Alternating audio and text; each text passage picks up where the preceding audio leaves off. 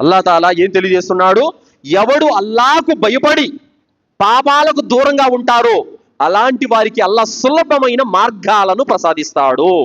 అరే బై, నేను చావనైనా సస్తాను కానీ హరాం పని జోలికి నేను వెళ్ళను అనే సంకల్పం ఉంటే గనక 100 మార్గాలను అల్లా తీస్తాడు. వీడు దువా చేయడు, అల్లా మీద భరోసా తవక్కలు పెట్టడు, అల్లా ఆజ్ఞను పాటించడు, అవసరం వస్తే నేరుగా వెళ్ళిపోయి వడ్డీకి తీసుకుంటున్నాడు. ఇంకెక్కడ నీకు మార్గాలు దొరుకుతాయి? అల్లాని అడుగుతున్నావా? అల్లా మీద భరోసా పెట్టావా? పదే పదే దువా చేస్తున్నావా?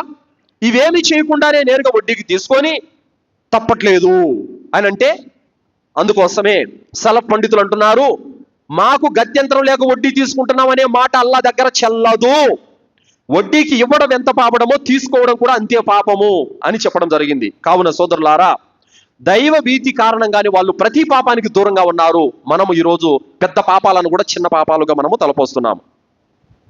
ఇబ్నే ఖయ్యూమ్ రహ్మతుల్లాహి గారు తెలియజేశారు, తక్వా అంటే పాపాలను వదిలిపెట్టడము.